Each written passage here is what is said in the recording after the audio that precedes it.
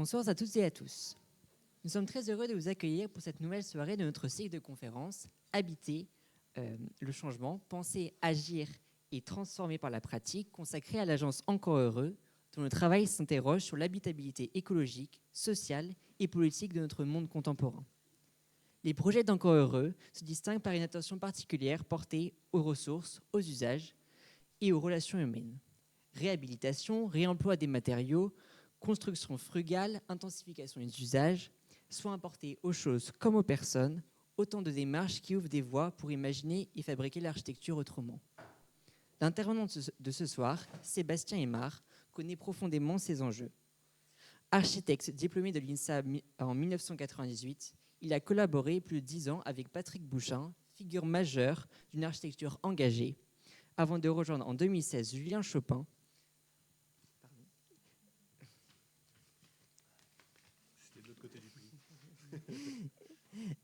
Nicolas Delon puis Sonia Vu comme associé de l'agence Encore Heureux. L'agence, qui rassemble aujourd'hui une trentaine de personnes réparties entre Paris, Marseille et Mayotte, développe une architecture ouverte, transversale et attentive. Alternant bâtiment, scénographie et installation, Encore Heureux développe une architecture attentive aux ressources, aux usages et aux communs. À l'automne 2014, elle a notamment organisé l'exposition Matière grise au pavillon de l'Arsenal à Paris, sous-titrée Matériaux /réemploi /architecture. Elle a exploré les nouvelles stratégies face à la double crise de la matière entre épuisement des ressources et accumulation des déchets. En 2018 également, elle a eu le privilège de représenter la France à la Biennale d'architecture de Venise. Au nom de toute l'équipe organisatrice de ce cycle de conférences, je vous remercie chaleureusement pour votre présence et sans plus attendre, laisse la parole à notre conférencier. Super, merci beaucoup. Donc, effectivement, je m'appelle Sébastien Aymard, je suis un des 3 associés gérants de l'agence Encore Heureux. Moi, j'ai été formé pendant une dizaine d'années par ce personnage, Patrick Bouchain, qui était un petit peu mon initiateur, mon mentor de l'architecture, mon découvreur de l'architecture. Avec lui, j'ai fait des bâtiments de cirque, là, comme ce petit chapiteau à Marne-la-Vallée, à la ferme du Buisson. Je fais aussi des bâtiments pour des chorégraphes, comme Maggie Marin à Lyon, en apprenant à construire en bois. Et j'ai fait avec lui une salle de théâtre à la Friche Belle de Mai à Marseille. Donc je les passe rapidement parce que ce n'est pas ça dont j'avais envie de vous parler. Ce n'est pas pour ça que vous m'avez invité. Il y a une expérience qu'on a fait avec Patrick Bouchain et Sophie Ricard qui était une leçon de vie pour moi, qui a été la réhabilitation de 60 logements à Boulogne-sur-Mer. En habitant, l'architecte habitait le lieu du projet et on a pu faire 60 projets différents. C'est une autre histoire. Alors moi, j'ai rejoint Encore Heureux en 2016. Donc, Encore Heureux, on est, comme vous l'a dit votre collègue, on est installé à Paris comme camp de base, à Marseille maintenant où on est une agence de 7 personnes, à Mayotte où on est 4 personnes et à Clichy-sous-Bois où il y a une architecte résidente qui travaille avec nous. C'est une agence. Une page contient des choses qui ne vont pas. Il faut que je puisse. Est-ce que ça continue à passer ? Ouais. C'est une agence qui comporte aujourd'hui 8 associés pour une trentaine de salariés répartis dans ces différents endroits et qui a réalisé à peu près une cinquantaine de projets construits d'échelles très variables un peu partout en France et à peine en Europe, puisqu'on va parler de Venise et de Mayotte si on considère que c'est en dehors de la France. Peut-être le premier sujet que je vais partager avec vous, c'est la question pour laquelle vous m'invitez, enfin c'est celle que j'ai comprise, c'est sur la question de l'habilité terrestre. Alors on a chacun nos révélations, nos moments de prise de conscience. Moi, quand j'étais étudiant ici, ce n'était pas le sujet de l'écologie du tout. C'était le sujet de la forme, de la lumière, de la matière. C'était ça l'architecture. Et j'ai l'impression qu'aujourd'hui, le sujet a changé parce qu'il y a des choses qui nous arrivent dont on a pris conscience. Voilà. Nous, c'est ces graphiques étranges, les courbes de Will Stephen, Paul Cruzen et Chuck McNeil. C'est à ce moment-là qu'on a démontré, qu'ils ont démontré qu'il existait quelque chose depuis 60 ans qui s'appelle la grande accélération. Et quand on prend conscience de ces courbes et qu'on n'en avait pas conscience, moi j'ai pris cette conscience-là très tardivement, on a comme un choc un peu panique en se disant en fait là on est en train d'aller directement dans le mur. Donc qu'est-ce qu'on peut faire à notre place d'architecte? Et on a pris une de ces courbes, on va dire, c'est pas exactement celle de Stephen, mais c'est une courbe réinterprétée par un artiste qui s'appelle Bonfrit, et qui raconte un sujet qui nous concerne particulièrement, nous constructeurs, qui est ce déséquilibre entre l'accumulation des déchets et la raréfaction des ressources. Donc on en a déduit un petit peu ce schéma qui interroge, en fait, qui se demande si l'ensemble des choses qui ont été bâties ne serait pas la matière de notre construction de demain ou d'aujourd'hui. Alors que moi, quand j'étais étudiant, le sujet, c'était pas de savoir en quoi on construisait. Et la matière était infinie et elle était magnifique et elle était multi-usable. Et là, aujourd'hui, peut-être qu'on se pose la question de est-ce que l'ensemble des villes qu'on a construites, des zones urbaines, ne serait pas on va dire, la matière première de notre métier de constructeur. Premier axe de cette utilisation de la matière déjà construite, elle est assez simple, c'est sur la réhabilitation. Donc, je vais vous partager un projet que l'on a réalisé à Paris, qui est la transformation d'un ancien garage automobile dans le 19e arrondissement en 75 plus 75, donc 150 logements locatifs par la transformation un peu brutale de ce parking.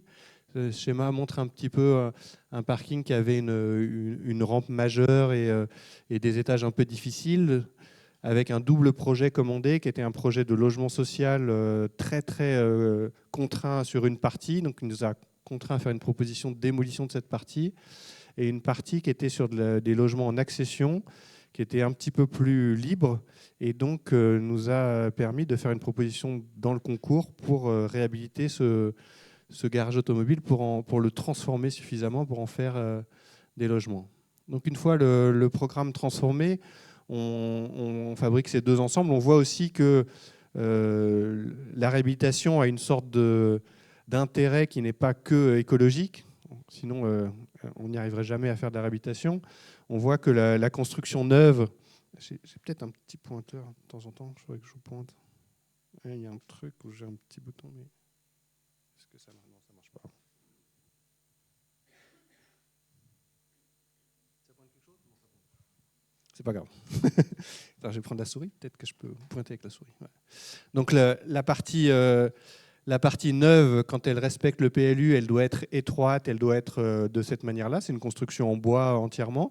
Et la partie réhabilitée, elle peut profiter de l'état existant du bâtiment et donc d'être une construction beaucoup plus épaisse, donc qui a beaucoup plus de surface et qui va gagner des surfaces de balcons, de terrasses et d'espaces extérieurs. Donc ça, c'est l'état du gros œuvre du parking qu'on a rencontré quand on a curé et pré-démoli l'ensemble.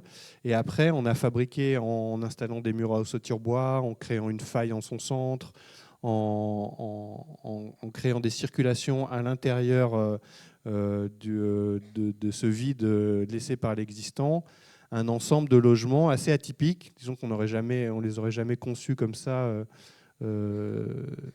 dans la conception initiale, enfin si on avait construit en neuf, et on a fabriqué ces 75 logements avec des terrasses qui font plus de 30 mètres carrés, mais qui étaient entre guillemets gratuites parce qu'elles étaient issues de l'utilisation d'un existant qui a plus de surface que de besoins nécessaires. Les réhabilitations, ça peut être aussi des grands projets d'échelle un peu importante. Là, à Clermont-Ferrand, on a refait le siège social de Michelin, qui était une transformation lourde d'intérieur très habité, très utilisé, avec donc complètement différente, un peu hors du jeu des projets qu'on fait habituellement à l'agence Encore Heureux, très CAC 40 comme opération. Mais voilà, ce qui était important, c'était de voir qu'on pouvait même proposer un grand groupe comme ça, une réhabilitation lourde des bâtiments au lieu de l'éternelle démolition-reconstruction. Le deuxième chapitre de cette façon de réutiliser les choses déjà construites, c'est un peu ce qui est devenu une forme de spécialité, en tout cas un travail qu'on a poussé énormément avec l'agence, c'est la question du réemploi des matériaux. Donc peut-être que vous avez vu ce symbole un petit peu du réemploi des matériaux, c'est le pavillon qui a été placé sur le parvis de l'Hôtel de Ville à Paris pour raconter en un seul pavillon démonstrateur en 2014 qu'il était possible d'utiliser des matériaux de réemploi entièrement pour construire un bâtiment neuf. C'est un bâtiment éphémère qui était plus un témoignage qu'une construction durable et qui a pu commencer à induire une méthodologie sur la réutilisation de matériaux à différents endroits, à différentes quantités, avec différentes méthodologies que je vais essayer de vous raconter sur d'autres projets au fur et à mesure. Là, le sujet de réemploi, il fait apparaître des termes qui n'existaient pas dans la construction avant, qui est la notion de gisement. Peut-être que vous avez entendu cette notion-là, c'est-à-dire de quoi disposons-t-on pour construire. Et là, il se trouve que le gisement qui a été rencontré au moment où l'agence devait réaliser ce pavillon, c'était des portes issues des logements à loyer modéré qui étaient remplacées par des portes blindées. Et donc, il y a des centaines et des centaines de ces portes en bois massif qui se trouvaient prêtes à être jetées et donc qui ont été réutilisées pour cette construction. Après le pavillon circulaire et après l'exposition matière grise qui a essayé de montrer qu'il était possible de faire de l'architecture avec le réemploi, on a développé le réemploi sur des projets d'envergure un peu plus important. C'est le cas sur ce projet de la grande halle à Colombelles, qui est un des derniers vestiges de la Société métallurgique de Normandie à côté de Caen, pour lequel il restait juste un bâtiment, un ancien atelier électrique parce qu'il était construit en béton et un immense réfrigérant. Et donc on a développé ici tout un travail sur le réemploi. C'était une maîtrise d'ouvrage qui voulait faire un tiers-lieu autour de l'économie circulaire. Donc on a pu beaucoup travailler les sujets de réemploi avec eux. Beaucoup avec des ateliers préparatoires pour essayer d'identifier les personnes ressources, les acteurs, les gisements disponibles. Donc ça demande un travail préparatoire significatif. Et après, on a pu mettre en œuvre sur ce chantier des radiateurs de réemploi, de l'isolant, des sanitaires, des structures en bois, et jusqu'à arriver à mettre en œuvre des éléments qui sont considérés comme étant sanctifiés dans le domaine de la construction, c'est-à-dire ce qui concerne la sécurité incendie, des portes coupe-feu et des fenêtres coupe-feu aussi. Donc là, on a établi de façon assez rigoureuse des méthodologies pour arriver à rendre le réemploi complètement déployable après. Donc on a créé un lot spécial pour le réemploi qui permet d'avoir une entreprise qui met à disposition des autres entreprises des matériaux qui sont réemployés partout. Et puis de ce lot réemploi, on a l'entreprise qui est chargée de ce lot réemploi. Elle va établir des fiches sur les matériaux de réemploi. Donc on va retrouver ces portes de façon assez étonnante, mais elles étaient à Caen, celles-ci. Des radiateurs, on va retrouver des éléments de charpent de bois.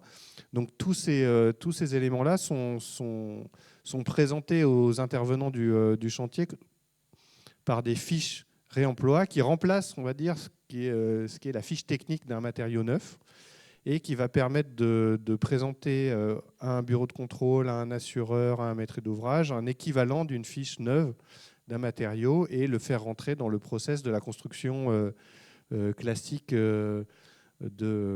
et assuré par l'assurance décennale qui permet à tout constructeur d'être protégé dans le cadre de son métier.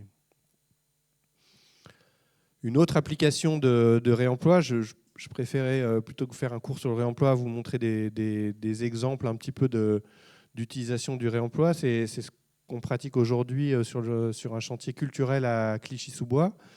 Et c'est un réemploi qui peut devenir un élément fait de symboles.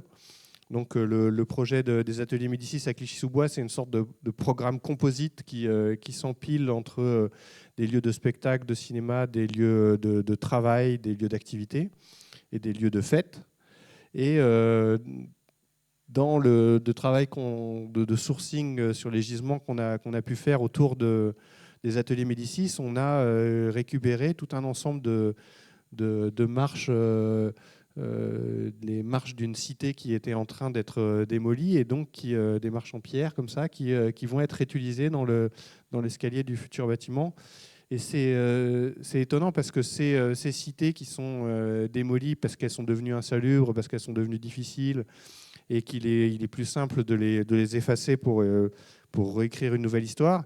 En fait, le fait de garder des traces comme ça, c'est très marquant pour les habitants, pour ceux qui ont utilisé les lieux et qui les ont vécus. Et il y a un côté un petit peu merveilleux de réutiliser ces matières et que les personnes se retrouvent avec juste ces matières qui réapparaissent. De la même manière, il y avait une mosquée qui devait être démolie dans le cadre d'un ANRU, c'est-à-dire toujours la même histoire on démolit tout pour essayer de refaire mieux, mais on fait à peu près pareil. Et là, c'est comment est-ce qu'on peut utiliser les faïences qui étaient la mémoire un peu des utilisateurs pour les mettre dans le café, les espaces communs de ce lieu culturel partagé et mélangé. Donc ça, c'était un peu des sujets de réemploi. Éventuellement, si vous avez des questions à la fin, on pourra plus en discuter. Je vais avancer un peu parce qu'il y a plusieurs sujets dont je vais vous parler. Et donc, à un moment, quand on a beaucoup développé le réemploi, on a considéré qu'il était temps de fabriquer une spécialisation. Et donc, on a créé un bureau d'études de réemploi, comme ça n'existait pas encore il y a quelques années, et qui s'appelle Remix, et qui est donc fait d'architectes et d'ingénieurs architectes qui va donc répondre à des sujets de réemploi qui sont soit auprès des maîtrises d'ouvrage, soit auprès de maîtres d'œuvre dont tous les projets que l'on fait, mais aussi d'autres cabinets d'architectes qui travaillent avec eux. Et ils vont au fur et à mesure, et c'est ce qui se passe aujourd'hui, ils développent des compétences par matériaux qui nous permet d'atteindre des niveaux de réutilisation des matériaux à très grande échelle, donc que ce soit des briques réemployées, des éléments de structure, beaucoup de métal, des éléments de sanitaire, des éléments d'électricité et ces choses-là. On arrive peu à peu à fabriquer la connaissance sur ces différents matériaux. Voilà, quand on ne peut pas ni réhabiliter ni réemployer, on essaie de construire en matériaux renouvelables, donc ou renouvelables ou non d'où la matière est soit comme le bois est vraiment renouvelable, soit comme donc ça, ce sont des constructions que vous connaissez, mais qui sont essentielles dans notre apprentissage. Il y a comme un ordre des choses que l'on essaie de prendre aujourd'hui, c'est-à-dire quand on se pose la question de réutiliser un bâtiment qui existe déjà, puis de savoir si on ne peut pas le réutiliser, est-ce qu'il y a des gisements et des matériaux de réemploi que l'on peut utiliser dans la zone, puis quels sont les matériaux renouvelables que l'on peut atteindre et que l'on peut pousser pour construire. Donc le bois en est un. Le bois permet de faire des très grands espaces avec des très grandes portées à moindre coût. Mais aussi, il y a d'autres matériaux qui ne sont pas renouvelables, mais qui sont par contre utilisables mais qu'il faut essayer parce que c'est des façons de faire qui sont un peu oubliées. Donc là, on a essayé, à l'occasion d'une commande artistique pour le chemin de Compostelle et pour fabriquer un refuge sur ce chemin, de fabriquer une construction entièrement en pierre sèche, sans un gramme de béton et sans autre matière que cette pierre accumulée. Et le fait d'avoir des commandes sur des petites interventions très expérimentales comme celle-ci va nous permettre d'essayer une matière, d'apprivoiser le mode constructif pour pouvoir la réutiliser sur des projets courants après. Ce n'est pas encore le cas pour la pierre, mais c'est le cas pour d'autres matériaux que l'on va regarder après. Donc, on s'aperçoit aussi toute la valeur symbolique et un peu ancestrale de cette matière retrouvée et réutilisée qui fabrique une histoire nouvelle. Voilà. On l'a appliqué dernièrement sur une autre commande qui n'est pas artistique mais qui était un partenariat avec une scierie à Charleville-Mézières sur un pavillon entièrement en chêne et là qui est presque plus classique, qui ressemble presque à un abri de jardin, un petit peu nouveau genre. Mais voilà, ces petites commandes nous permettent d'expérimenter cette notion de monomatériau. Est-ce qu'on peut construire en une seule matière plutôt que le multimatériau habituellement. Le sujet suivant que je vais dérouler après sur plusieurs expériences, c'est la question de la construction en terre. Donc nous, on l'a pratiqué un peu pour la première fois pour de vrai sur la réalisation d'un cinéma. Bon, c'est pas habituel d'utiliser des modes constructifs biosourcés sur le cinéma. Mais là, on a pu utiliser dans la banlieue de Toulouse la construction en terre pisée, donc sur un cinéma qui est à Coulommiers et qui a permis de tester l'usage de cette matière très facile à mettre en œuvre finalement, très, très locale puisque sortant vraiment des fondations et qui a une façon de suivre un système normatif en fait qui est assez utilisable aujourd'hui et qui peut être utilisé pour des bâtiments classiques, donc par un commanditaire privé qui fait du cinéma, dont normalement on est sur des boîtes à chaussures habituelles, mais voilà, là on fait une boîte à chaussures avec une sorte de soubassement en terre et c'était assez intéressant. Je vais revenir à la question de matière sur des projets qu'on développe aujourd'hui à Mayotte. Et avant, je fais un détour par un deuxième chapitre d'activité de l'agence et qui va recouper celui-ci, en tout cas qui va nous permettre de travailler des sujets de matière particulière, qui est la notion d'intensification des usages. Alors, il y a une notion un peu étrange dans l'intensification des usages. Peut-être c'est un mot valise qu'on essaye de trouver pour décrire quelque chose qui est assez indescriptible.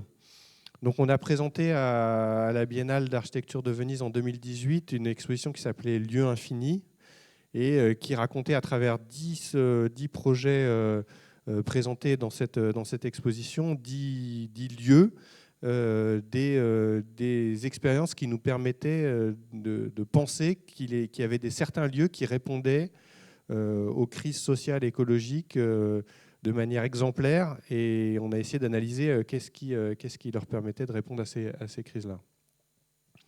Donc, le sous-titre de l'exposition, c'était que je ne me trompe pas, parce que c'était vieux, 2018, c'est déjà vieux, mais c'était... non, du coup, je ne vais pas m'en souvenir exactement, mais c'était en gros la question, faut-il construire des bâtiments ou faire des lieux, et la question était un peu dans la réponse, en tout cas dans les lieux qu'on présentait. Voilà, on a édité un livre de recherche qui à cette occasion-là et qui raconte ces 10 projets. Et donc, en même temps qu'on montait l'exposition de la Biennale de Venise, aussi parce qu'on racontait beaucoup d'expérimentations in situ, on a eu comme une révélation aussi en disant qu'on ne pouvait pas juste faire une exposition en montrant des choses possibles, mais on pouvait et on devait essayer de démontrer une mise en pratique. Et donc, on a rencontré un collectif, pendant qu'on prépare l'exposition, on a rencontré un collectif italien qui s'appelle Biennale Urbana et qui travaillait à faire des visites dans les friches vénitiennes. Il y en a énormément et ils nous ont présenté un endroit complètement incroyable qui est une ancienne caserne du XVIe siècle sur l'île de Lido, donc juste ce qui fait la frontière entre la mer, qui protège l'île de Venise de la mer directe et cette caserne était entièrement en friche et avec des potentialités gigantesques. Et donc, on a décidé à l'occasion de la biennale, parce que aussi, on s'était rendu compte que nous, on voulait faire une biennale habitée, une biennale qui nous permettait d'inviter tous les lieux avec tous les acteurs de ces lieux à Venise. Il fallait bien avoir un lieu pour les héberger et pour les accueillir. Et donc, on a fabriqué avec le collectif Yes We Camp et le collectif italien Biennale Urbana, on a ouvert cette caserne en y installant l'eau, en y installant de quoi camper. On a eu presque 10 000 nuitées de camping pendant les 6 mois de la Biennale de Venise, avec l'élément fondamental de l'ouverture de ces lieux, qui est la création d'une cuisine. Alors, peut-être très européen, en tout cas méditerranéen, de commencer à vivre par la cuisine, mais on a vraiment découvert que c'était le lieu par lequel tout commençait. C'est-à-dire que les constructeurs qui devaient s'installer pour fabriquer le lieu qui devait accueillir les suivants, la première chose dont ils avaient besoin, c'est fabriquer la cuisine qui leur permettait de faire le repas. On était parfois une centaine dans ces grands repas, parce qu'on a installé des douches, des lieux d'accueil, des choses comme ça. Et donc ça, c'était une révélation aussi qu'on a partagée à la Biennale, c'est de dire on commence la convivialité par partager un repas, et de ce repas, on partage des choses qui vont plus loin, et de ces choses qui vont plus loin, on arrive à lutter contre les choses qui nous arrivent. Alors, on a découvert un peu plusieurs outils qui permettent de travailler l'intensification des usages. Donc, ces outils, on essaie de les résumer en un petit peu quelques chapitres, là, 3-4 chapitres. Le premier, c'est cette notion de permanence architecturale. Je ne sais pas si c'est quelque chose qui vous parle. C'est vraiment le principe d'installer en général un très jeune ou une très jeune architecte dans le lieu même du projet qui se déroule, parfois à cheval sur la fin de ses études ou sa première expérience professionnelle, et de créer un petit peu comme on peut faire une permanence artistique ou une permanence dans un lieu industriel. Là, c'est vraiment s'installer au cœur du projet, d'avoir une identité, une personne qui incarne le projet, sans avoir l'expérience de la construction, mais en ayant l'ouverture d'esprit et la possibilité de le faire. Ça, on l'a fait sur de nombreux projets, qu'ils soient, j'ai évoqué à droite, c'est sur le siège de Michelin à Clermont-Ferrand. Même une entreprise comme Michelin a vu l'intérêt d'installer une permanence architecturale au cœur de son dispositif pour pouvoir recevoir tous les différents services et qui s'approprient le projet.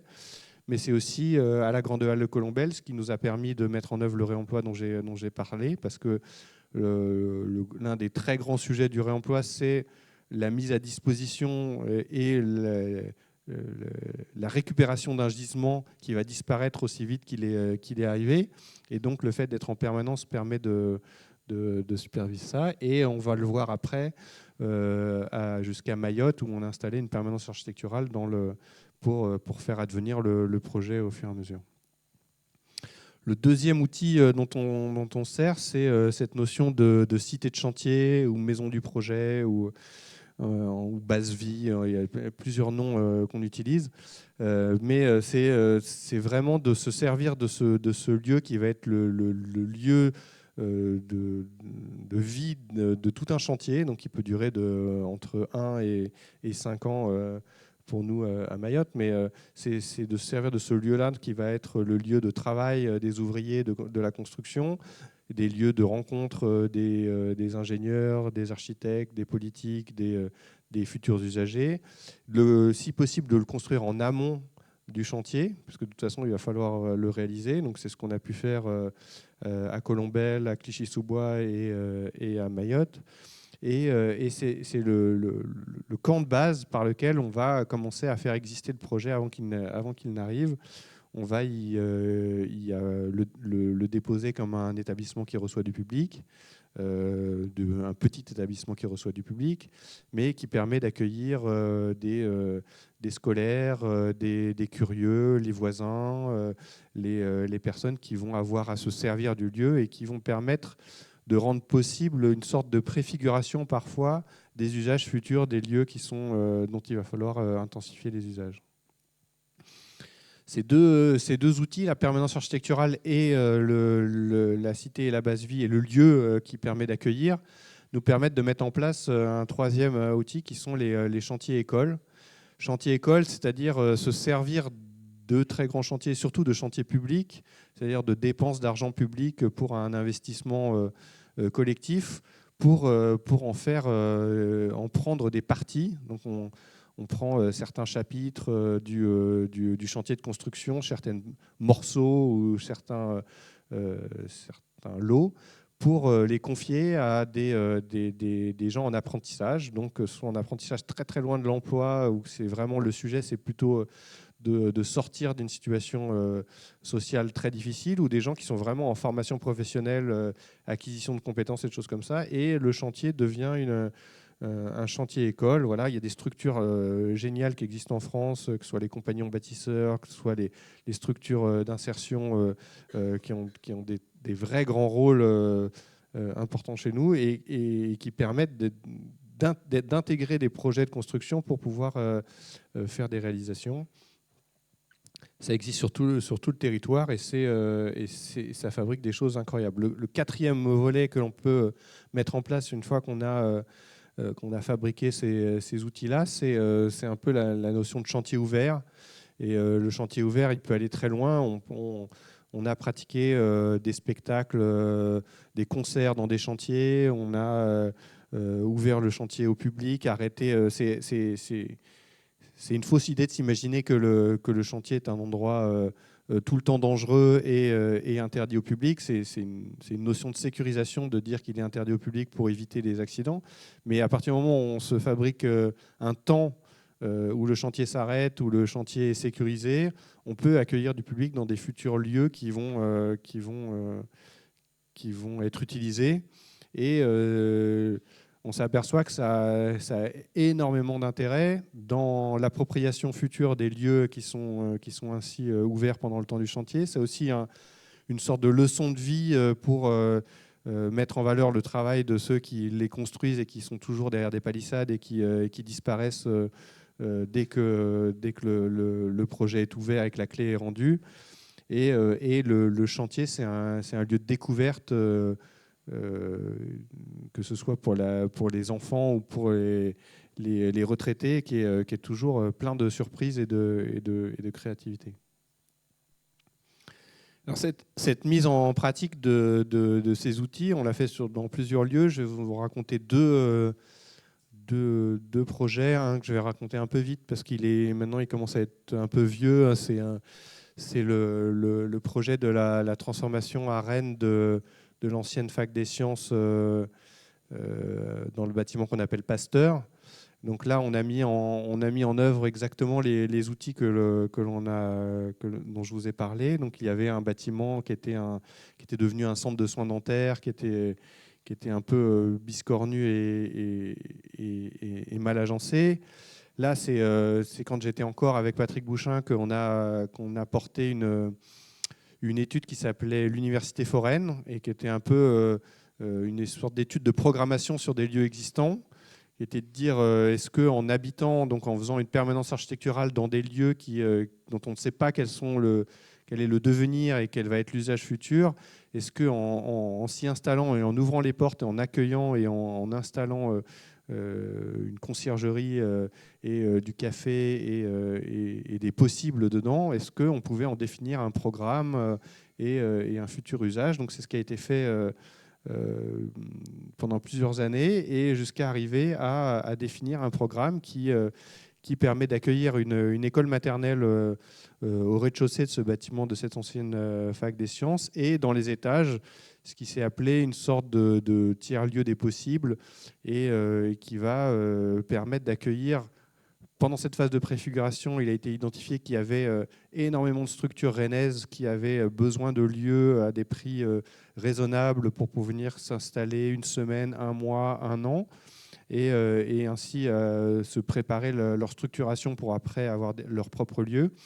Et donc c'est ce qui est devenu le projet Pasteur, avec ce socle un peu stable d'une école maternelle portée par la ville de Rennes, qui pérennise un équipement public solide dans les fondements du bâtiment, et les étages complètement laissés libres pour l'appropriation et les usages futurs, qui sont assez curieux quand vous passez aujourd'hui dans Pasteur. Donc une école réhabilitée tout à fait proprement, avec une isolation parfaite, des belles menuiseries, quelque chose qui peut durer encore 50 ans. Et dans les étages, une sorte de lieu, par contre, dont l'investissement a été très très réduit, avec presque rien comme intervention. On a retrouvé les parquets sous des couches de plafond. On a laissé les murs dans l'état dans lequel ils étaient et qui permettent l'appropriation au fur et à mesure des usagers. Et on a accroché 3 lumières dans certains espaces pour les rendre possibles. Voilà, cette démarche de projet dans la continuité de l'Université foraine, c'est aussi appliquer un peu les principes dont je vous ai parlé juste avant, c'est-à-dire faire des interventions artistiques pendant le chantier. Il y avait énormément d'étudiants de l'école des Beaux-Arts et de l'école d'architecture de Rennes qui sont venus faire des expériences dans le chantier, dans le bâtiment, avant qu'il soit terminé, que ce soit sur la signalétique, des projets d'architecture, des projets de diplôme, des projets divers et variés. On a fait une très grande vente aux enchères de matériaux de réemploi issus du bâtiment qu'on ne pouvait pas réutiliser dans le projet futur. Et le projet est devenu le lieu un peu de visite permanente des enfants de la future école maternelle, qui venaient à différentes phases régulièrement rencontrer les évolutions de leur projet et découvrir les ouvriers qui le construisaient. Réemploi du matériau assez facile, parce qu'on est dans un bâtiment qui en avait beaucoup et qui est resté in situ, et chantier école comme je vous en ai parlé, pour arriver à fabriquer.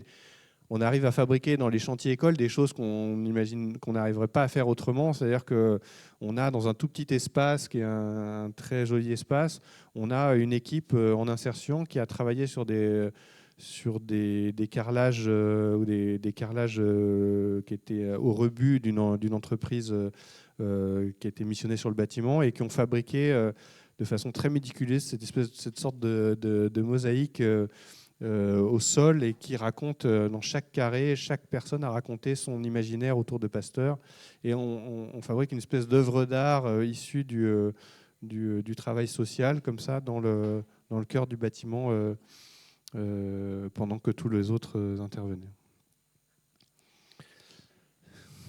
Ça va, vous tenez le coup? C'est bon. Je vais poursuivre, et je vais mettre un petit temps pour parler d'un projet un peu particulier qui est dans lequel on est en plein milieu, et qui est un peu atypique, et qui va regrouper l'ensemble des sujets dont j'ai parlé jusque-là, qui est un projet qui se situe à Mayotte, cette petite île de l'océan Indien entre Madagascar et la côte africaine. Et pour lequel on nous a commandé, on a gagné un peu par surprise un très grand un concours c'était peut-être ce qui va devenir un des plus grands lycées de France, qui est le lycée des métiers du bâtiment, qui va être situé à Mayotte, et qui va regrouper un lycée technique, un lycée général et un collège sur cette île de Mayotte. On sait, je commence presque par la fin des sujets à Mayotte. On s'est aperçu au fur et à mesure qu'on travaillait sur Mayotte qu'on avait l'impression d'avoir sur cette petite île un peu tous les sujets que l'on va devoir affronter dans les 20-30 prochaines années. On a plus que partout ailleurs la crise de la matière, c'est-à-dire que l'ensemble des matériaux de construction sont importés par container et sont livrés par le port, et presque aucun usage de matériaux locaux. Il y a une crise migratoire gigantesque parce qu'il y a les Comores juste à côté qui sont à un niveau de vie tellement faible par rapport à la France qui est à 80 km de l'autre côté de la mer, qui fait qu'il y a une sorte de surpopulation avec énormément de gens qui vivent dans des habitats informels et qui font penser que l'habitat informel et les réfugiés climatiques, c'est probablement quelque chose qu'il va falloir traiter aujourd'hui. Il y a une crise sociale phénoménale qui est issue de distorsion ou de décalage de niveau de vie qu'on est en train de vivre peu à peu là, et qu'on est en train de découvrir, où les riches sont de plus en plus riches et les pauvres de plus en plus pauvres. Mais ça, on le perçoit à Mayotte comme quelque chose, ça a pris toute son ampleur et sa caricature. Il y a la crise de l'eau potable, où tout à coup l'île s'est retrouvée sans eau potable. Qu'est-ce qu'on fait sans eau potable ? Il y a la question qu'on appelle la crise de l'air, mais c'est une façon caricaturale d'utiliser le mot crise, mais essayer c'est un climat génial où il fait entre 28 et 32 degrés, où il y a de l'air, où c'est hyper agréable, et l'ensemble des constructions qui sont faites là-bas sont climatisées, parce qu'on ne sait pas travailler les bâtiments pour qu'ils puissent répondre à une conception bioclimatique qui leur permet de les rendre beaucoup plus agréables que la climatisation.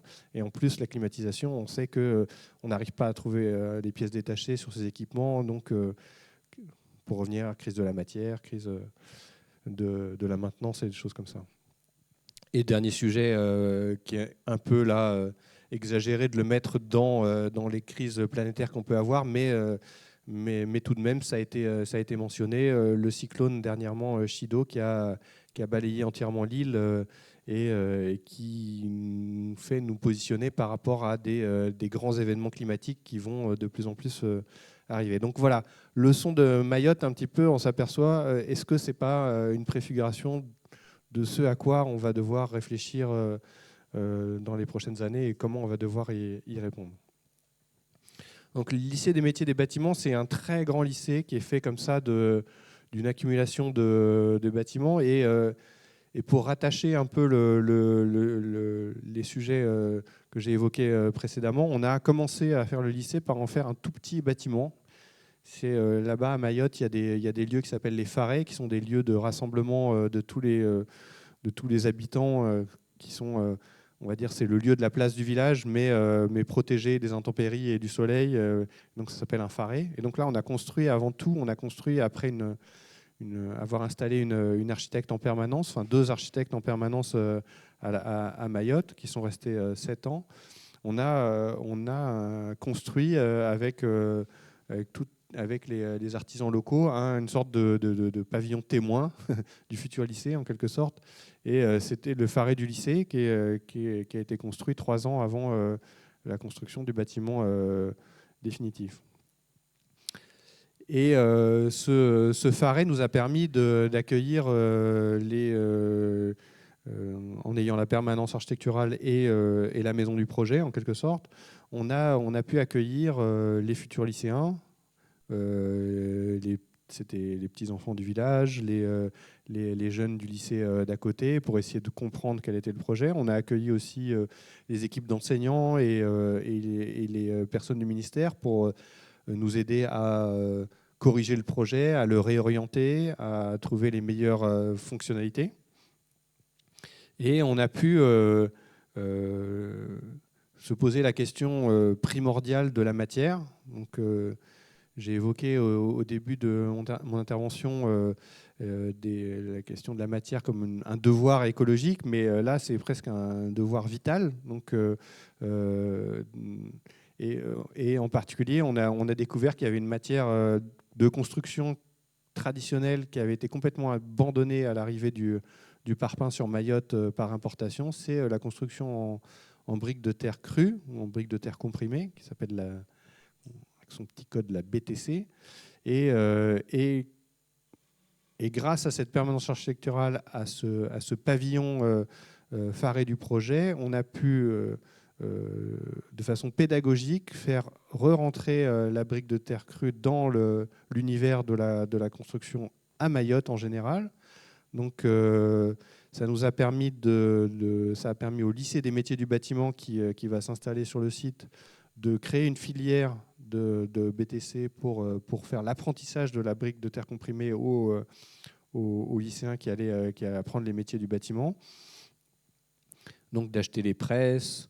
Et ça nous a permis de travailler de façon structurelle la notion d'utilisation de la BTC dans la construction à Mayotte, qui était abandonnée quand Mayotte est devenu un département et pour lequel l'ensemble des normes françaises ne permettait pas de construire en briques de terre comprimée. Donc en faisant un ATEX qui nous a permis de construire sur le lycée du métier du bâtiment, on a porté cet ATEX pour qu'il ait un type suffisamment avancé pour qu'il serve de support à ce qu'est devenu après les règles de la construction, les règles professionnelles de construction en bloc de terre comprimée, qui permet aujourd'hui à tout constructeur d'ouvrages à Mayotte et en métropole de construire en BTC selon des règles professionnelles et qui sont assurées.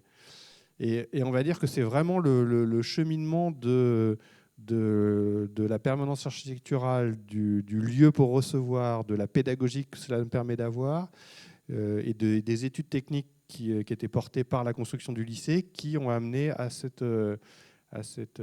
règles professionnelles qui sont aujourd'hui utilisées par tous les constructeurs. Et voilà. Et pour nous, ça a été un apprentissage gigantesque d'apprendre à construire juste avec de la terre comprimée, avec parfois très très peu de ciment dedans, et qui nous permet de faire des murs de remplissage, parfois ces briques, elles peuvent être le moule peut les percer pour qu'on puisse y intégrer des ferraillages, et elles peuvent être calculées pour être structurelles et stables au cyclone. Et c'est vraiment un outil, un objet assez magique. Voilà, nous on l'a mis en œuvre sur des parties du lycée, parce que la conception du lycée des métiers du bâtiment, c'était je vais en parler juste après, mais d'avoir un peu des multi-modes constructifs. Les multimodes constructifs, dont la BTC, c'était à la fois pour servir de démonstrateur, puisque c'est un lycée du métier du bâtiment, donc il faut savoir construire en multimatériaux. Mais c'était aussi une stratégie d'appel d'offres et de stratégie par rapport au monde de l'entreprise à Mayotte. Il n'y a que des petites entreprises ou des moyennes entreprises qui ne sont pas capables à elles seules de construire un lycée si grand. Et donc, on a décomposé l'ensemble du chantier en plein de matériaux différents qui permettaient à des entreprises de taille raisonnable de pouvoir répondre à chacune des parties. Donc, on va trouver de la construction en béton, de la construction en béton avec remplissage BTC, de la construction en métal, de la construction en BTC, remplissage métal, de la construction en bois, de la construction en toile, de la construction, et ainsi de suite, ainsi de suite. Donc, à peu près tout ce qu'on peut connaître, tout ce qu'on a expérimenté.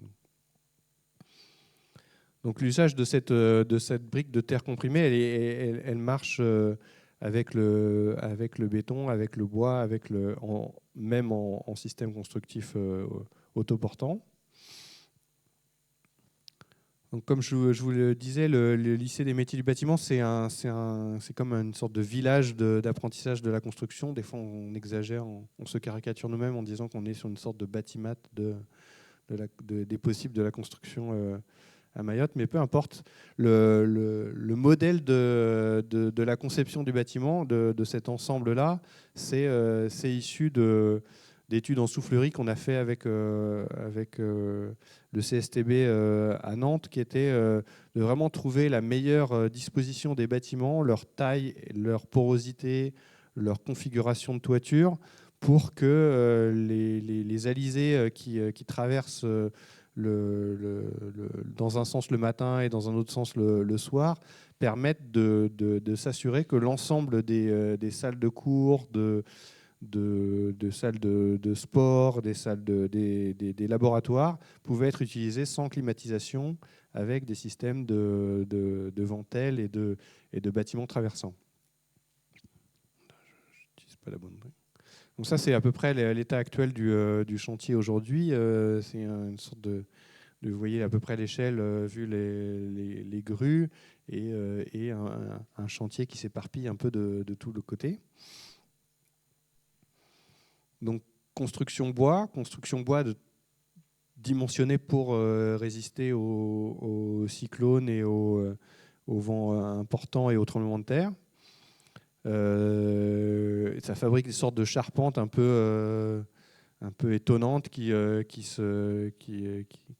une forme un petit peu similaire à celle du grand sycomore là, qui est à côté. Donc c'est le concept de ce bâtiment est de fabriquer une très très grande coursive qui va enserrer une butte existante et qui va permettre de distribuer l'ensemble des bâtiments éparpillés un peu partout dans le site. Donc, construction bois avec des façades avec des orientations différentes. Il y a des côtés où il faut se protéger du soleil, du côté où on circule et on se protège grâce aux coursives. On voit des typologies de bâtiments qui vont être différentes. Il y a des bâtiments qui sont simplement assez hauts et traversants, donc qui vont avoir de l'air qui va les traverser de part en part. Il y a d'autres bâtiments qui sont plus bas et qui sont des vrais ateliers de construction. Et donc là, ils ont un système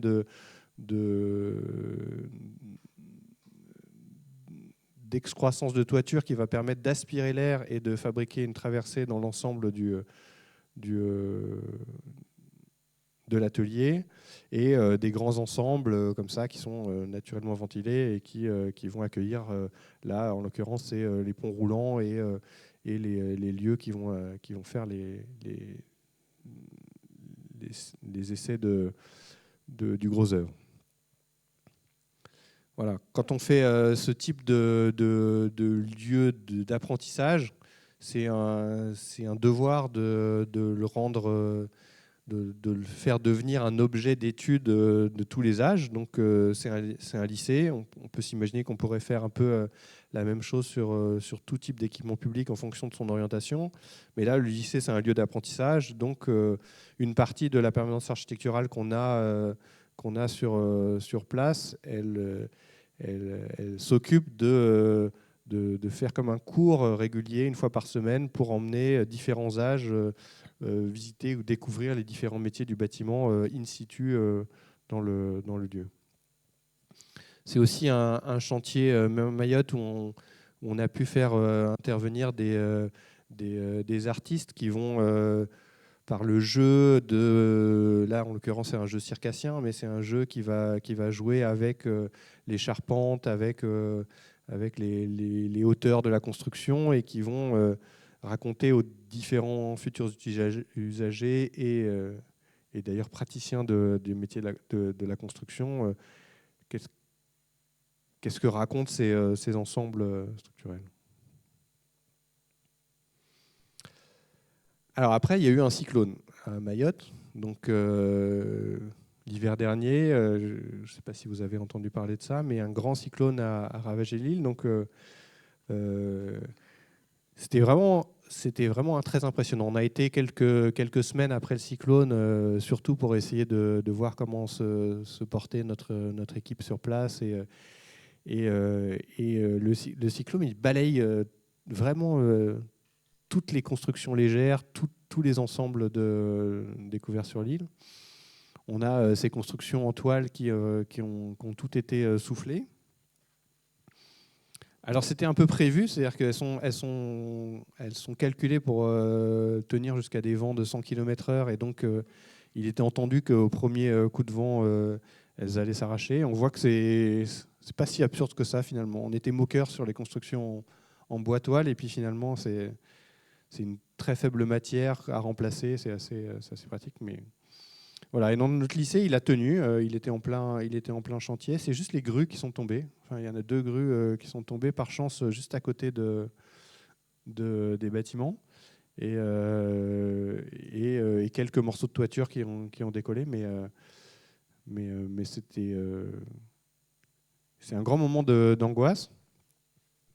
On s'est aperçu aussi que le fait de construire dans une situation qui était une situation d'urgence, c'était une sorte d'atout dans une réaction à l'urgence. Donc, en l'occurrence, on a des bâtiments qui ont servi de camps de réfugiés pendant cette période-là. Et c'était complètement étonnant à un moment où l'ensemble du monde français se réveillait en disant il y a un cyclone à Mayotte, il y a une chose terrible, il faut s'en occuper. Et en fait, il n'y avait aucune capacité sur place d'intervenir.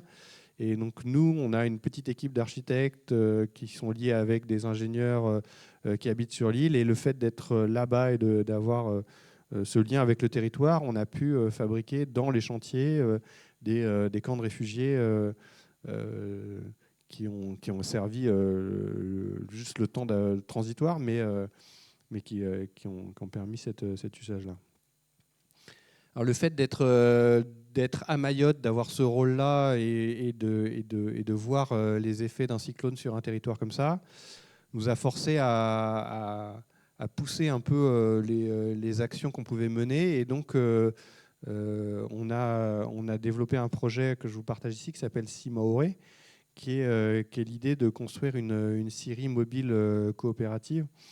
Alors c'est étrange comme position d'architecte de se mettre à faire un peu tout et n'importe quoi, mais en fait quand on a travaillé déjà pendant 3 ans à Mayotte et qu'on se réveille un matin et que presque l'ensemble des arbres que l'on a connus se retrouvent à terre et qu'il y a un besoin de reconstruction sidérant, on a pris comme une sorte d'obligation de faire un petit pas ou un petit geste quelque part, et donc on a porté ce projet auprès de la Fondation de France.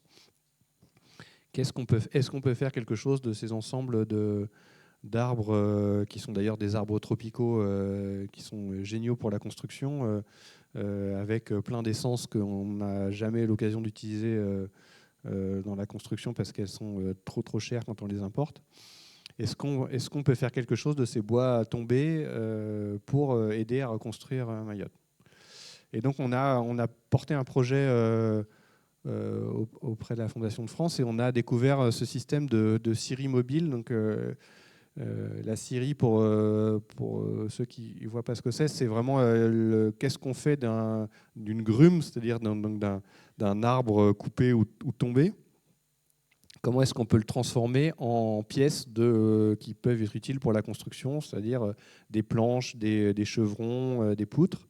Et donc la scierie permet de faire cela. Et là, l'idée, c'est d'amener une scierie qui est capable de se déplacer au lieu d'être une usine qui reçoit les bois. Là, l'idée, c'est qu'elle se déplace dans les forêts, dans les différentes petites montagnes, pour aller tailler le bois directement là où il est tombé. Et avec son petit truck, d'amener et de ramener les planches et les poutrelles qui sont parties.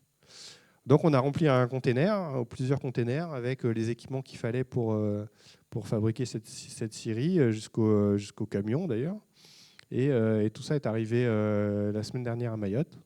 Et on a créé un partenariat avec une association locale qui s'appelle la Régie territoriale de Tsingoni, et qui va porter la scierie, la faire marcher et mettre en place tout le système de partenariat avec les propriétaires de terrain sur lesquels les arbres sont tombés qui leur appartiennent, comment ils sont dédouanés, et les futurs utilisateurs de ces bois taillés pour être mis à disposition des constructeurs et des reconstructeurs de l'île. Voilà, ça c'est un petit chapitre du travail. On a à la fois un lycée des métiers du bâtiment qui est aujourd'hui un budget de construction de 100 millions d'euros. Donc 100 millions d'euros, c'est un dixième de milliard, c'est ça? Ouais. Donc ça coûte si cher parce que c'est à peu près 2 fois le prix de construction à Mayotte par rapport à l'Hexagone, mais voilà, c'est quand même un projet gigantesque, et Et les capacités que nous donne ce projet-là nous permettent d'avoir à la fois l'expérimentation sur la matière de la BTC et de pouvoir aider à relancer une filière sur l'île et de répondre à un sujet particulier qui est un cyclone arrive sur un territoire et quelles sont les capacités de l'architecture à répondre à ce type d'accident. Je finis mon intervention avec les sujets de partage que nous, dans l'agence, aucun de nous n'enseigne. Donc finalement, maintenant, je m'aperçois avec tous mes camarades que c'est assez rare. Et par contre, on essaye de trouver des moyens de transmettre des choses que l'on pratique, ou en tout cas de les partager. Et dans les manières de partager qu'on a trouvé assez efficaces et significatives, c'est le fait de faire des expositions. Donc les expositions, ça permet à la fois de prendre un temps long et lourd pour réfléchir à un sujet et le pousser jusqu'au bout. Là, c'est l'exposition Matière grise au pavillon de l'Arsenal à Paris qui a pu nous faire aboutir des sujets de réemploi et de les rendre appropriables à d'autres. La Biennale d'architecture de Venise, c'était ce développement et l'explication sur la création des tiers-lieux et la possibilité de répondre aux crises sociales et écologiques que pouvaient apporter les tiers-lieux. On a pu présenter dans le 104, là où on a l'agence aujourd'hui, une exposition qui s'appelle Énergie des espoirs, qui a essayé de rassembler à la fois les prises de conscience nécessaires de l'ensemble des crises qui nous arrivent et que l'on ne peut pas occulter, et toute une série de réponses, en tout cas à l'échelle qu'elles avaient, de réponses qu'on voulait valoriser à ces crises écologiques. Et donc c'est le sens des espoirs et des énergies face au désespoir. Et ces expositions, elles nous permettent d'écrire, de faire intervenir des chercheurs, quand on doit montrer une exposition et qu'on décide d'en faire un livre pour le catalogue, en fait, ça donne une obligation de pousser les sujets de façon assez significative. Et donc, c'est un bon axe. Aujourd'hui, on a plusieurs ouvrages qui nous permettent d'avoir dit ces sujets-là, on les a poussés. Le prochain qu'on aimerait aborder, concerne la question de la propriété. Donc, une prochaine intervention que je ferai peut-être l'année prochaine, j'essaierai parce que là c'est vraiment tout neuf et donc je ne vais pas pouvoir vous en dire beaucoup plus, mais c'est la question de la propriété, pour l'avoir rencontrée depuis 20 ans que je pratique l'architecture, c'est une question essentielle dans la notion de logement, la notion d'équipement, la question du chantier, la question de la maîtrise d'ouvrage et ainsi de suite. Donc on pense que c'est un vrai sujet d'architecture, la propriété.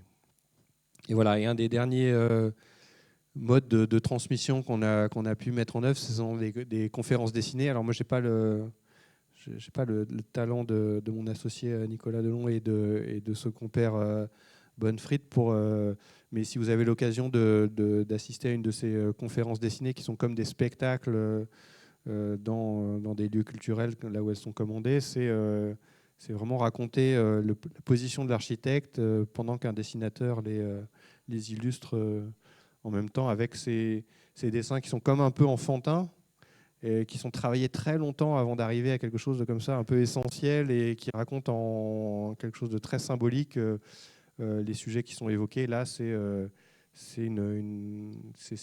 cette idée d'essayer de construire des micro-forêts pour sauver l'humanité.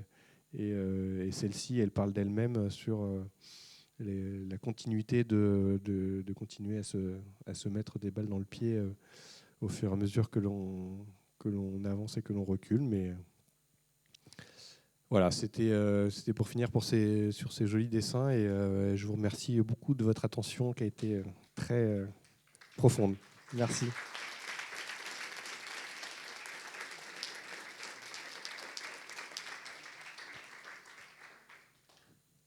Voilà, j'avais dit que je faisais 1 heure, je fais 1 heure. Je peux passer le micro à celles et ceux qui souhaiteraient poser des questions. Si vous en avez en tout cas, levez la main et je vous passe le micro.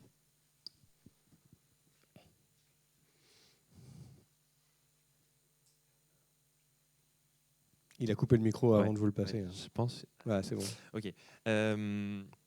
Je vais revenir un peu en arrière sur les sujets que vous avez Ouais. fait. Déjà, merci pour votre conférence parce que c'était très intéressant. Je reviens. Oui, à un moment, vous commencez. Donc, vous avez parlé donc du lycée et aussi de l'hôtel Pasteur, avec les projets qui ont été mis en place autour, avec intensifier les usages et tout ce dont vous avez parlé. Et c'est super intéressant, je trouve, d'utiliser ce chantier pour faire des choses à côté, et pour que ça soit interactif avec ce qui est déjà en place autour et dans la ville. Mais en fait, je me demandais comment est-ce que vous mettez les choses en place. Enfin, par exemple, la permanence architecturale, quand un projet est en cours, c'est faisable. Ça dépend où il est, mais c'est faisable. La cité chantier, pourquoi pas, le chantier école, des choses comme ça. Mais par exemple, le chantier ouvert ou le chantier école, est-ce que vous allez démarcher des gens pour essayer de trouver des écoles qui seraient intéressées, ou alors c'est elles qui viennent vous voir, ou est-ce que vous faites entre guillemets de la pub en disant on accueille des gens s'ils veulent venir. En fait, comment ces choses sont mises en place et comment ensuite elles se pérennisent, on va dire. Alors là, on peut être un peu surpris, c'est que le plus dur, c'est de convaincre un commanditaire de l'intérêt d'installer une permanence architecturale et d'avoir, si possible, un lieu pour accueillir des choses. Parce qu'après, moi, j'ai découvert un peu par émerveillement qu'il y a tellement de choses qui arrivent toutes seules. C'est-à-dire que le fait d'avoir un lieu, de dire que la porte est ouverte et d'avoir quelqu'un qui incarne un projet, donc un projet de futur. Donc on a un ou une architecte qui s'est installé, qui va ouvrir sa porte. Et on s'aperçoit qu'en fait, le bruit va très vite, les demandes affluent, et il y a énormément de gens qui attendent ces portes ouvertes pour pouvoir venir, découvrir, rencontrer. Après, on a quand on fait un lieu culturel, c'est plus naturel de faire du chantier ouvert et du chantier culturel parce que, on va dire, c'est dans leur gène. Donc, quand on travaille sur un lieu culturel comme les ateliers Médicis à Clichy-sous-Bois, l'équipe qui est en train de préfigurer le futur lieu, c'est très facile pour elle de programmer un spectacle de cirque dans le chantier, un moment festif, un concert, une chose comme ça. Mais dans des lieux très éloignés de tout, comme la grande halle de Colombelle à côté de Caen, où on est vraiment sur un plateau isolé. Nous, on pensait qu'il n'y aurait jamais personne qui viendrait à quoi que ce soit là-dedans.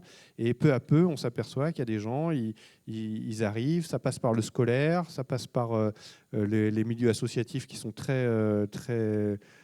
ceux qui sont liés à la mémoire des lieux, ceux qui sont liés à l'écologie, beaucoup d'associations sur l'écologie qui venaient, qui faisaient des ateliers. Et donc en fait, on n'a jamais eu ou sur Pasteur, c'était encore plus significatif parce que on ouvre un lieu.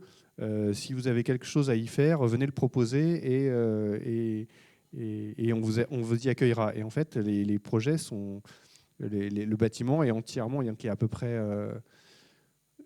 5000 m² de tiers-lieux, et 5000 m² de tiers-lieux sont occupés 100% du temps par des usagers de tout type, du social, du culturel, de la psychiatrie, et ainsi de suite.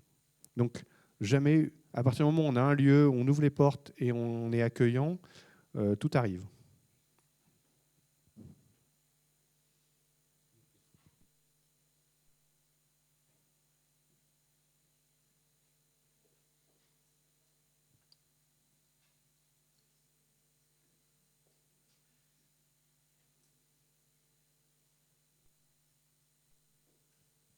Bonsoir, merci pour la conférence. Vos projets sont assez évolutifs parce que vous avez des outils que vous utilisez comme le chantier ouvert, la permanence, mais aussi le réemploi. Et donc ça fait que vos projets ils peuvent échangé pendant tout le processus. Et comment vous faites pour préparer la conception à ça? Parce que j'imagine que quand il faut rendre un concours, il y a des façades qui existent, qui peuvent bouger à cause du réemploi. Comment est-ce que vous faites pour gérer ça? Mais c'est tout à fait une bonne question parce que on voit bien qu'on est dans un, parce qu'on parle du concours, mais il y a aussi le permis de construire. Des fois, on dépose un permis de construire avec un certain nombre de matériaux et en fait, on les a plus quand on doit réaliser ou c'est pas exactement les mêmes et tout ça. Donc, il y a plusieurs sujets. Il y a le sujet de la conception générale, mais quelque part, le réemploi et la réutilisation de bâtiments, c'est miraculeux parce que ça enlève une grande partie de l'angoisse de l'architecte Diemurge face à sa feuille blanche, parce qu'en fait, les éléments, ils apparaissent, ils sont donnés, quoi. On a soit un bâtiment existant, soit des matériaux qui existent, et il faut trouver une idée pour les réutiliser. Donc, ça, quelque part, ça sauve une partie de la conception de l'architecture. Et après, il faut avoir des projets qui ont des capacités malléables, donc qui sont capables, qui ont des forces qui sont autre chose que la matière pure de la façade ou le dessin du faux plafond, et des choses comme ça. Et donc, dans la mesure où les projets portent des choses plus puissantes que ces éléments de décor, on va dire, à ce moment-là, on peut mettre le décor. Je parle de décor parce que le réemploi, quand il est visible, on va dire que c'est de l'ordre du décor. Et ben, à ce moment-là, on peut faire varier le décor aussi vite qu'il apparaît. Le deal, c'est d'être, une fois qu'on a les outils comme la permanence, c'est assez pratique pour pouvoir faire comprendre ces stratégies particulières, parce que c'est en expliquant, en montrant que on pensait utiliser ces fenêtres, mais on avait tout un gisement de fenêtres superbes pour pouvoir équiper tout un bâtiment, et en fait la veille du moment où on devait les récupérer, elles ont été le bruit a couru que c'était vraiment un bien utilisable, et donc elles ont été volées. Enfin, je dis volées alors que c'était pas propriété vraiment. Donc on a dû changer complètement de stratégie et avoir une partie de fenêtres neuves, d'autres formes et de choses comme ça. Et aujourd'hui, sur le réemploi, le monde de la construction, à la fois administratif et entrepreneurial, est assez avancé pour qu'en fait, il n'y ait plus tellement de sujets. On sait s'adapter à la réutilisation de matériaux et des choses comme ça. Et aujourd'hui, les systèmes de permanence et de préfiguration qu'on fait, ils sont au contraire des éléments qui permettent de fonder profondément les conceptions du bâtiment. C'est-à-dire qu'à partir du moment où elles sont prédessinées, où elles sont discutées, elles sont remises en question, elles sont corrigées, à ce moment-là, au moment où elles sont réalisées, en fait, au moment où on arrive à la fin et à la réalisation, il n'y a plus personne n'a de doute sur le fait que c'était la bonne réponse. Donc ça nous permet au contraire de stabiliser beaucoup plus profondément les projets et de les faire plus comprendre et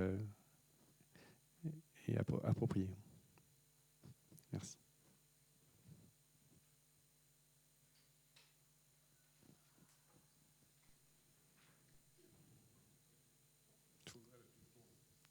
C'est bon, oui. Merci pour la conférence. J'ai une question un peu classique, je crois, mais en même temps, c'est un peu la question clé. C'est la question économique. Cet été, en stage, j'ai pas mal entendu parler du fait que le réemploi, au final, c'était plus cher que faire du neuf, globalement. Entre la dépose, l'entretien, enfin la remise en état et la repose. Et je me demande si, vous, comment vous faites pour convaincre la maîtrise d'ouvrage? Est-ce que c'est parce que vous avez essentiellement des marchés publics? Est-ce que de base, c'est des clients qui sont demandeurs, des maîtrises d'ouvrage qui sont demandeurs de ce type de projet? Ou est-ce qu'il y a des clients qui n'étaient pas là-dedans de base et que vous avez réussi à convaincre? Si oui, comment? Voilà, en gros. Merci pour cette question. Effectivement, c'est la question de fond. Alors, il y a 4-5 ans, j'aurais été d'accord avec le fait que le réemploi était, on va dire, plus cher que le neuf parce qu'il était hors norme.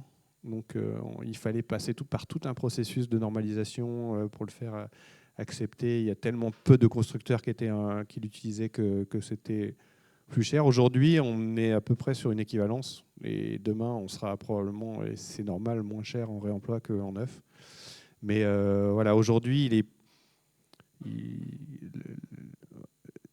quand on utilise une porte de réemploi, c'est plus long pour la réparer et la réutiliser qu'une porte neuve que l'on achète. Donc, il y avait encore, il y a 4-5 ans, ce déséquilibre qui fait qu'un menuisier chiffrait plus cher une porte de réemploi, même s'il n'avait pas à l'acheter, qu'une porte neuve. Mais aujourd'hui, on est à peu près dans l'équivalence. Et quand même, on va s'apercevoir que c'est un peu impossible qu'une porte arrive de Chine et qu'elle soit vendue 120 € sur un chantier. Ça ne correspond pas à... donc quand les prix deviendront un peu plus réels par rapport au coût écologique de déplacement et de main-d'œuvre, la chose se rééquilibrera. Il faudra être prêt à construire de façon massive.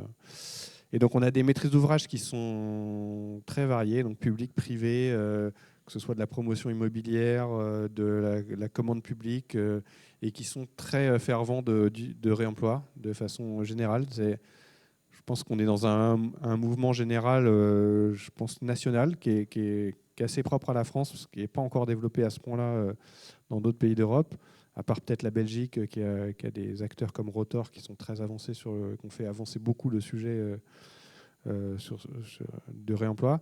Mais là, aujourd'hui, on a des acteurs privés, publics d'échelles totalement différentes qui portent le réemploi et qui portent le réemploi dans la mesure où il est à peu près économiquement équivalent du neuf, sachant qu'il le porte. Je dis qu'il le porte parce que c'est quand même plus problématique. Hein. On ne se cache pas. Il faut passer tout un certain nombre d'étapes avant d'arriver au même résultat, alors que juste acheter un produit qui a une fiche matériaux qui est passée au CSTB, il y a beaucoup moins de sujets.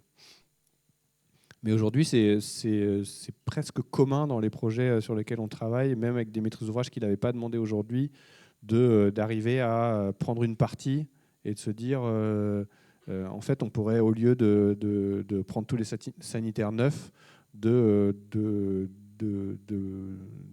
faire appel des sanitaires de réemploi, simplement parce qu'il commence à y avoir des plateformes assez avancées, des plateformes de matériaux auxquelles on peut aller faire ses courses comme à Batimat, comme dans un grand magasin au forum de la construction. Et on va trouver du parquet de réemploi, des sanitaires, des chemins de câbles, des choses comme ça. Et ça, c'est vraiment pas plus cher que le neuf, quoi. Donc,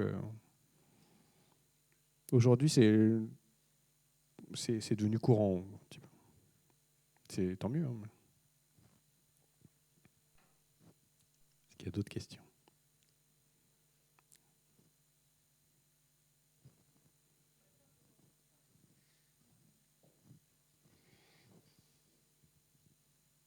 Oui, merci.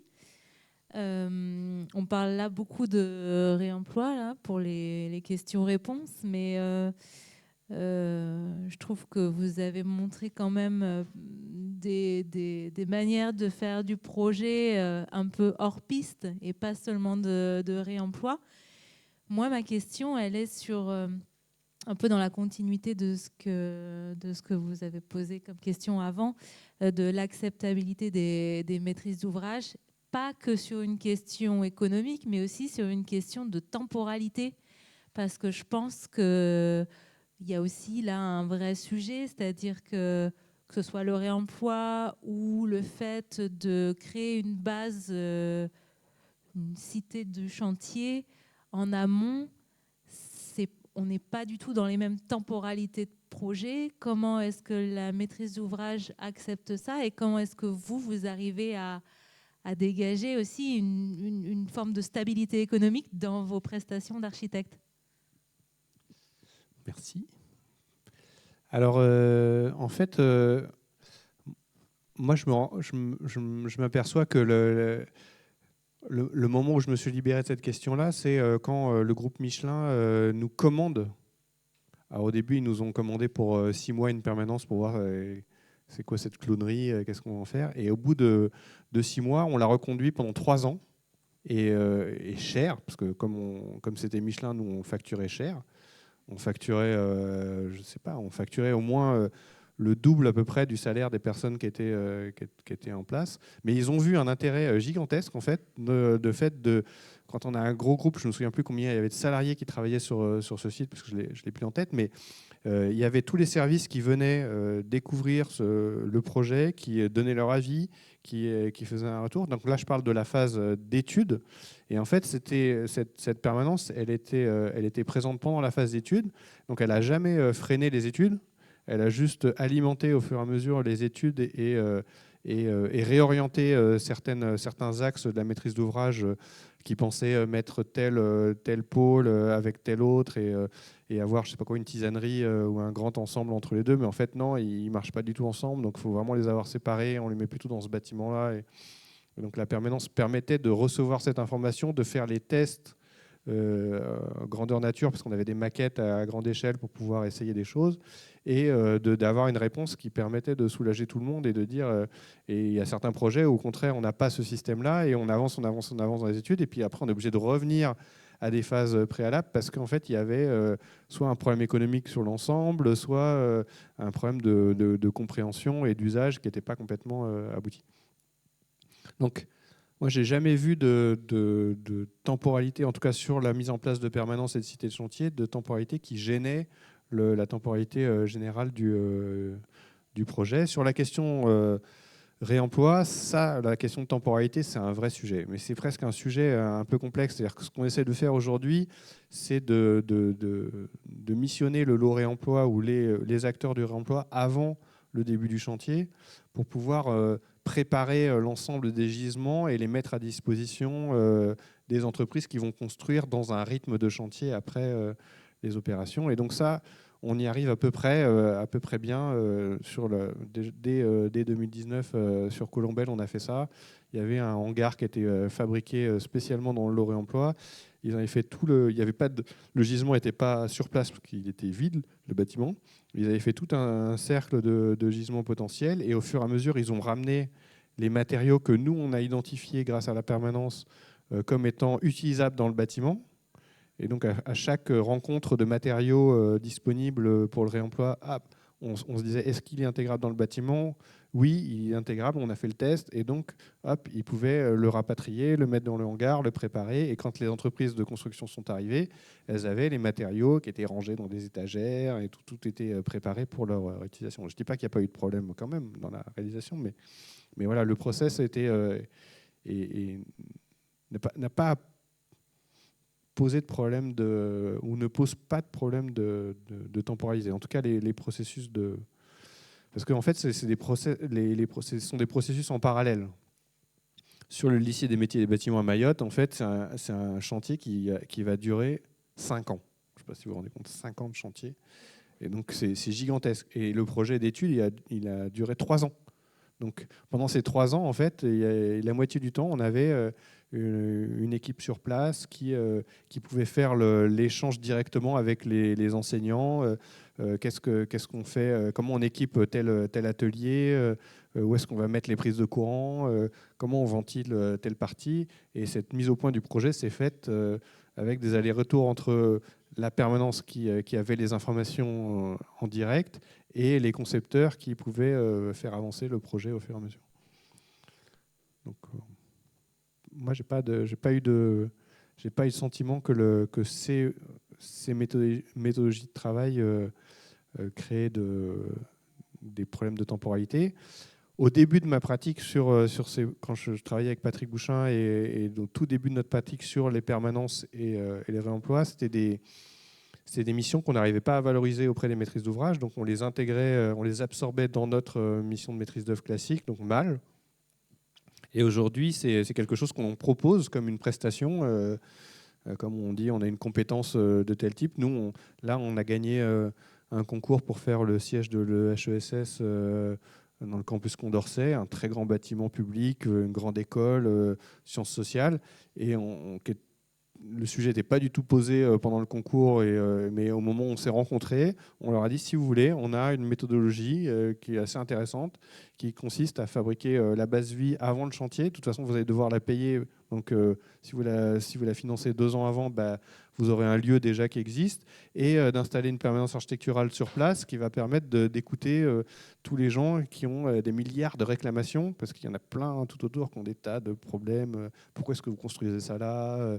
Qu'est-ce qui va s'y passer? C'est quoi ce truc caché? C'est quoi les matériaux qui sont utilisés? Tout ça. Et donc, toutes ces questions qui fabriquent de la difficulté et des problèmes politiques sur des projets de maîtrise d'ouvrage, en fait, tout d'un coup, ils se disent, ah ouais, mais en fait, à moindre coût, en fait, on a une solution toute faite pour avoir ces réponses-là. Et donc, ils vont financer. Ouais, c'est pas négligeable, ça va être 150 000 € par an. Donc, ça fait quand même des montants significatifs. Mais voilà, sur un projet à 55 millions, c'est raisonnable.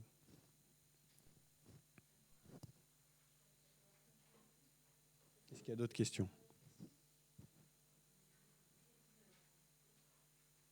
19h30, on avait dit 19h30, c'est ça? Moi je pars dans un quart d'heure.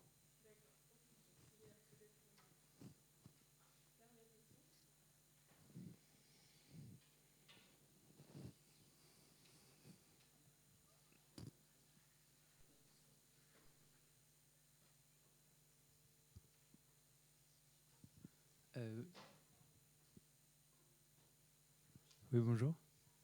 Comme ça.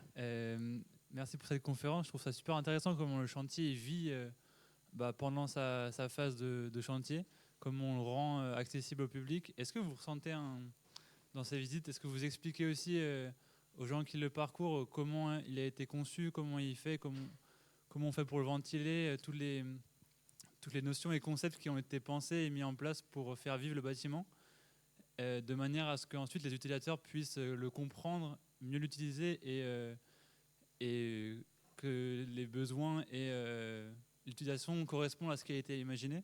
Est-ce que vous ressentez une amélioration ou un bienfait de ces visites-là par rapport à d'autres chantiers ou d'autres projets?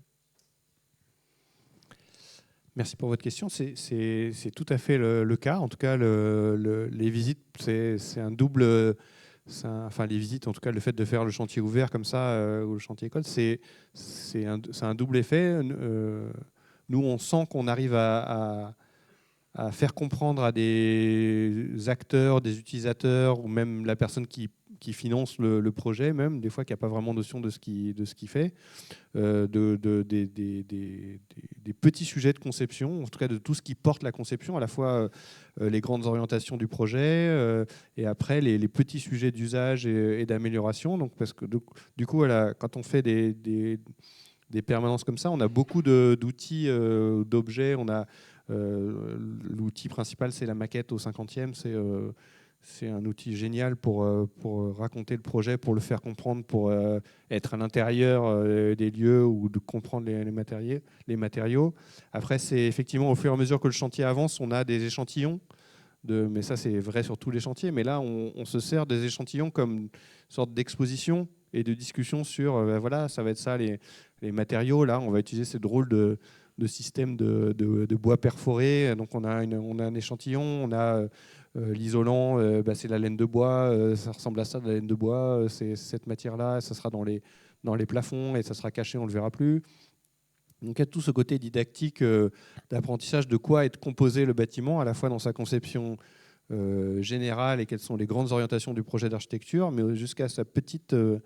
jusqu'aux poignées de porte, puisque quand on fait un chantier, on a des échantillons, des poignées de porte, des boutons poussoirs, de tous les équipements. Quand ça a été prévu par le projet, on a aussi des éléments de prototype. Donc quand le projet les finances, on a vraiment des morceaux de façade ou des morceaux d'intérieur qui sont pré-réalisés, sur lesquels on a une réaction immédiate des futurs utilisateurs. Ah ben non, on peut pas avoir ça en métal parce que ça marche pas avec tel usage, ou on ne peut pas mettre les lampes à cette hauteur-là, et on ne peut pas avoir une sorte d'amphithéâtre comme ça, tout sombre, un peu glauque, parce que ça va jamais accueillir, c'est agréable d'y accueillir des gens. Donc ça, c'est dans ce sens de compréhension du projet. Et nous, en sens inverse, on apprend beaucoup des remarques qu'on reçoit parce que c'est le moment où on s'expose, où on met le projet sur la place publique, qu'on reçoit les retours, et des fois difficiles. Et c'est là où on voit où est-ce qu'il est solide. Et où il est solide, on le tient, quoi. Du coup, on dit, mais ça tient. Ça c'est vraiment, ça fonctionne bien. Ça, c'est imparable. Donc ça, on le tient. Et le fait de l'exposer même des fois à des réunions publiques difficiles où on a des élus qui redoutent beaucoup les réunions publiques, le fait de raconter tout le projet, tout son processus, ça garantit toujours une solidification du projet de notre côté. Et des fois, on a évité certaines grosses bourdes de conception parce qu'on n'arrive pas à tout concevoir. C'est dur, la conception. Donc, et il y a des grosses bourdes de conception qu'on a évitées avec juste le fait de raconter, écouter. Voilà. On s'arrête là ? Merci beaucoup à tout le monde. Ouais.